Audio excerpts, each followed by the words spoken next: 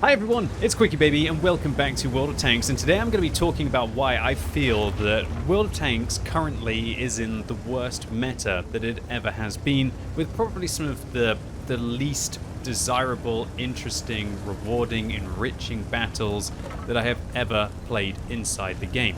Now, a lot of this is in ranked. Let me clarify that the random queue, it's not as bad as what ranked is, although there are some situations coming from the fact that all high explosive rounds been nerfed, self-propelled guns don't really exist inside the meta, that those hold down monster vehicles are just becoming so much more prominent.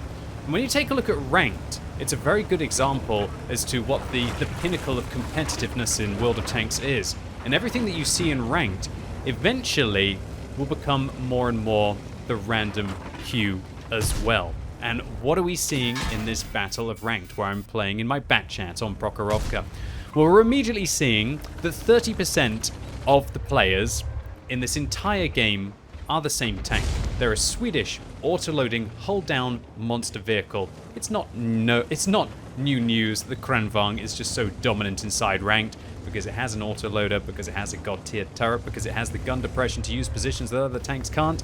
It can expose itself, do a whopping 1,200 damage, even 1,320 damage if we're being exact inside its magazine, and that's enough to take out half of pretty much every vehicle that is going to play inside this game mode. Because you won't really be seeing tanks like the Mouse, you won't be seeing vehicles like the Type 5 Heavy, because of course everybody is using premium rounds and they're mitigating all of the armor potential that we have there.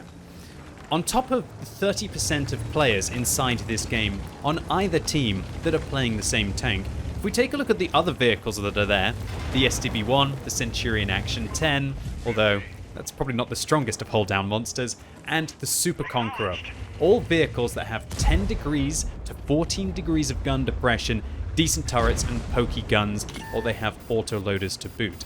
60% of this game was just hull down high gun depression tanks, almost as if that's what you need when there's now no artillery in the game and now high explosive rounds do paltry amounts of damage. What do you see that's lacking from this game of World of Tanks apart from self-propelled guns? In the last couple of days, where I've pushed myself through multiple divisions on multiple accounts, I saw a single game with a self-propelled gun towards the top end of the competitive mode of World of Tanks. And the amount of light tanks that you saw inside the game, more often than not, were kind of like this, where there were no light tanks inside the battle at all. That blows my mind that two of the classes, which I feel were one of the pillars of the kind of class-based combat of World of Tanks, just no longer exist inside the game because of the changes to the amount of players inside the battle, the high explosive changes, and also the fact that just self-propelled guns have been nerfed into oblivion. We see, very unusually, also a tank destroyer on the enemy team that isn't an Object 268 version 4. We have 9 tanks. 90% of the players inside this game are amongst 2 of the 5 classes in World of Tanks, with kind of an outlier there on the T110E4. Now, when I mention light tanks, there are quite a lot of EBRs playing inside ranked, but I'm not sure if that's something to really celebrate or say is a good thing. Obviously, now that there are less players inside the game, the EBR gets more space to be able to play around with. And the reason why light tanks aren't doing very well is because, for some unknown reason, Wargaming have decided to create competition between the EBRs and the light tanks to be able to spot first. And remember, you can only spot a tank once. It only counts at the start of a battle. Each tank can be spotted once through the entire game. And so, of course, the fastest light tank, or the wheeled light tank, the EBR in the battle, is going to get forwards, get maybe 8, 9, 10 spots on the enemy team, not leaving anything for the traditional light tanks like the T100LT, the Rheinmetall Panzerwagen, the Sheridan, the WZ1321, to be, or even the real weirdos out there who like to play the Manticore, to actually get some spots, which is their role experience. Another bizarre thing that Wargaming have done is they've made it so that light tanks, one of their role experience bonuses, and if you're wondering what role experience is, you'll see that there's funny icons near the damage that I'm doing, because if you press your F1 key, not sure if it's going to work inside the replay, you can see that Wargaming is telling you how to play your tanks to be able to give you more experience, to be able to try and cheese it so certain tanks are more competitive than others effectively. Light tanks, to be able to get spotting bonuses, actually have to be unspotted when they are spotting their opponents and giving their team assistance damage. Absolutely boggles the mind. It's not enough to spot the enemy team now. You have to spot them while they can't see you, either by sitting in a bush or alternatively, I guess, just sitting so far away from them that you're going to be outside their view range. All of this adds up to the fact that there are no light tanks playing. And here's one thing that I feel not a lot of people I've heard talking about, but something that I just couldn't really put a finger on until recently inside Ranked. And that was, light tanks are needed inside World of Tanks. They let you know where the enemy are going at the start of the battle, that allows you to make more informed and better decisions, so it's not just you randomly going to a flank and hoping that the enemy are not going to be there. One thing that's been incredibly frustrating for me, and a reason why probably a vehicle like the Kranvang that can do absolutely everything has been my go-to pick, is because whenever I play something slightly slower, like a 60 TP, or I'm playing a slower medium tank like the M48, or maybe even something like the 430U, I can't tell where the enemy team are going, and I'm really committing to a flank, unable to bomb it away at 50, 60, 70 kilometers an hour like a lot of vehicles can. And so I get caught there, and you just feel as if you're rolling the dice more and more and more because of the lack of light tanks, because of the lack of vision, because now there's no real point of playing those vehicles inside the matchmaker, and so the quality of your decision making inside the game, even if you're not playing a light tank, has gone down massively, and it's led to me enjoying the battles less and less and less, and further and further and further pushing me to play vehicles that can do it all in a position. When you play a vehicle like a Kranvang, it doesn't matter if you go into a flank and you're outnumbered, because you're going to still do a significant amount of damage as they come after you. You can't do that in other tanks, and it's something that I would really like to see Wargaming address.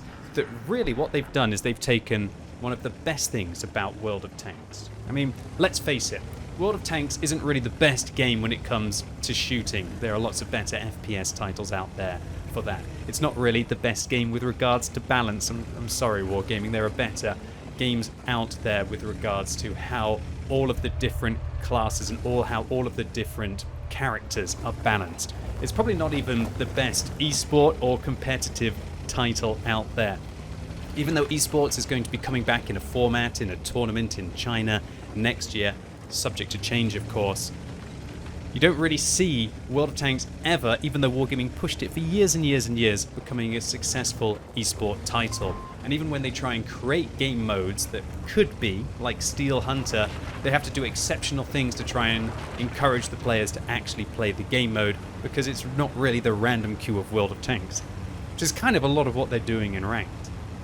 What World of Tanks has been the best in my opinion, is trying to create this awesome class-based, varied, wonderful battlefield with tons of different maps, tons of different tanks, lots of different styles, lots of lovely intricate ways that all the vehicles work together to be able to help each other out. And that's all being stripped away in this absolute shallow shell of a game currently that is 10-player ranked with only really 2 classes. Some games that I've played inside Ranked, all 10 players have either been medium tanks. I'm not sure I've seen it for heavies. I still feel like mediums are the most popular, as they're the kind of do-it-alls, but definitely heavies are still very, very decent as well. Can you believe that you would have the pinnacle of World of Tanks, the most competitive version of World of Tanks, unless you want to play Clan Wars, and all of the vehicles are a single type? I would never have believed it.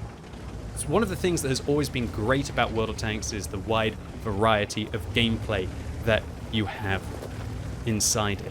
I just loved how the light tanks would spot for the tank destroyers would deal with the heavy tanks. Now the tank destroyers and the artillery are gone, the heavy tanks are starting to come out. And now, because there are less players inside the battle, light tanks aren't useful. EBRs are choking them out with regards to their experience game because they're competing with each other to be able to get the spots at the start of the battle, so nobody's playing the light tanks anymore, so nobody's spotting the heavy tanks at decent distances because nobody wants to be able to play the tank destroyers as well. There's no self-propelled guns who are playing either. And so it's just heavies, hull down, boring meta. Nobody wants to make a push until later on in the battle after 10 minutes like this T1 10 E4, and I'm just waiting for the E4 to commit, and now it's time to hopefully lock down his tracks, set him on fire, and use my auto-loading medium tank, dodge the Super Conqueror shell from behind, and hopefully we can help out the Stridsvagn 103B. While we rotated from the other side of the map, playing a very unpopular tank inside the ranked format, which is the Batchat, but wow, look, even one of the originals can still do well if it manages to get one of those lovely crunch engagements there. Wargaming have, for me at least, completely stripped the essence of World of Tanks in ranked. And while a lot of you might be sitting there thinking, well, that's okay because it's ranked. I don't want to play ranked. I'm not interested in it.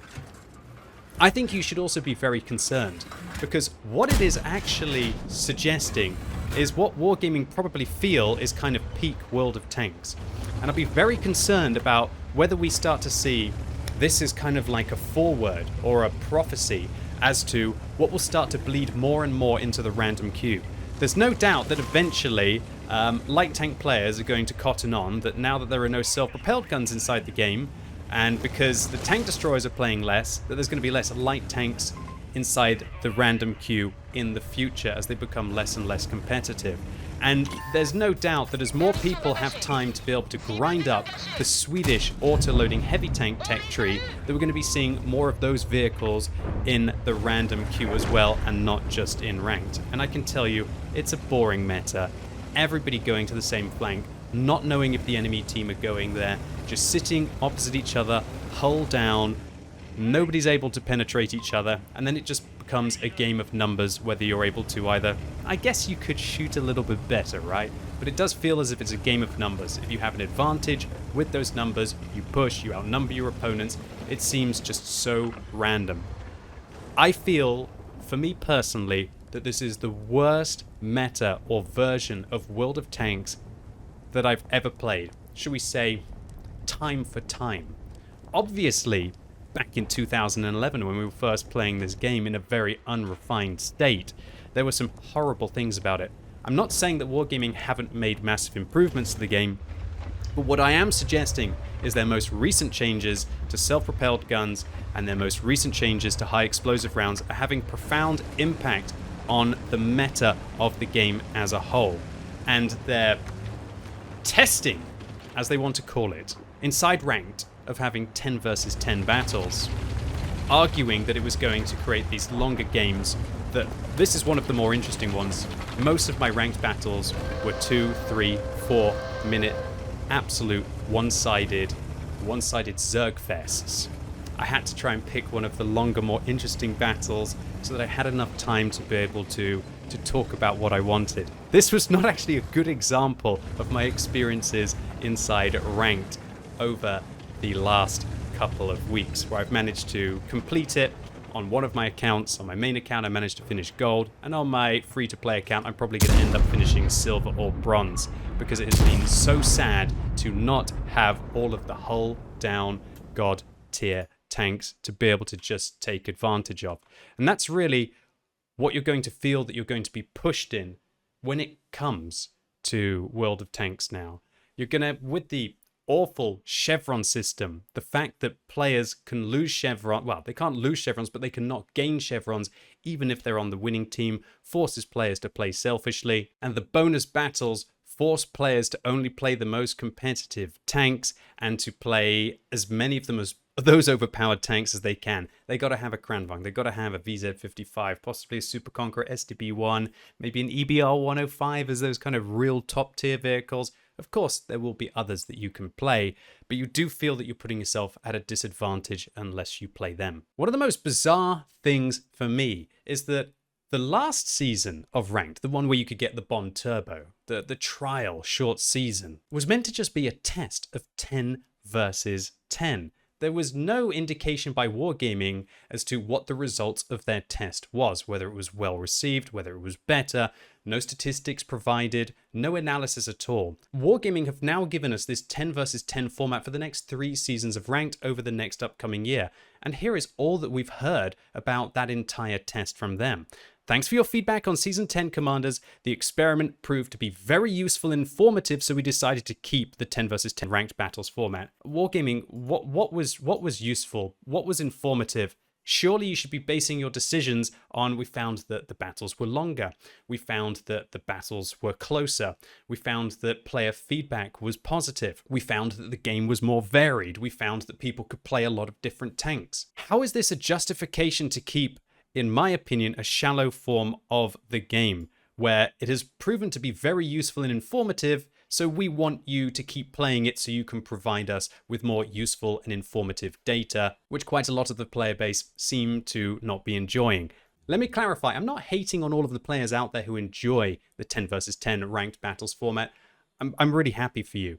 I just feel that I need to talk up for all of the self-propelled gun players, the players who like to maybe play their slower heavy tanks, the tank destroyer players, the light tank players who are just not in the game anymore. And it seems bizarre to me that Wargaming have done nothing to address the concerns of what I feel is a very large but also quiet part of their player base who begrudgingly maybe are just suffering their way through Ranked, or it's got to a stage where it's not even worth playing and they're going to quit.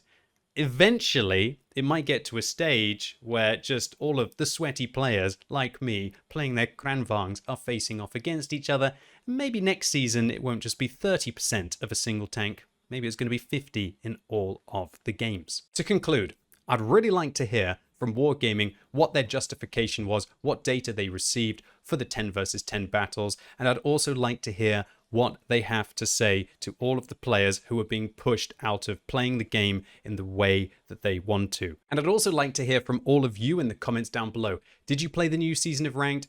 Was it absolutely fabulous for you? Are you not bothering to play it because you can no longer play the vehicles that you actually have inside your garage? And does it concern you that this look and a version of Ranked and the meta might eventually shift more and more into the random queue? Or have you even been noticing it already? Anyway, ladies and gents, boys and girls, that was it for today. Really hope you enjoyed this video. If you did, give it a thumbs up. If you hated it, give it a thumbs down. And if you're watching this video as it's released on Sunday, it's time for the World of Tanks Tech Tree Showcase live right now on twitch.tv/QuickyBaby. This week, it's going to be a big one because I'm going to be showcasing the entirety of the German super heavy line leading up towards the Mouse, which is a vehicle that you couldn't play in the most competitive version of World of Tanks. The whole line is going to be top of the tree tomorrow, and so I'm going to give you a look at the entirety of it, let you know where to skip some tanks, let you know which ones maybe you're going to have to just grit and bear, and which ones you have to look forward to.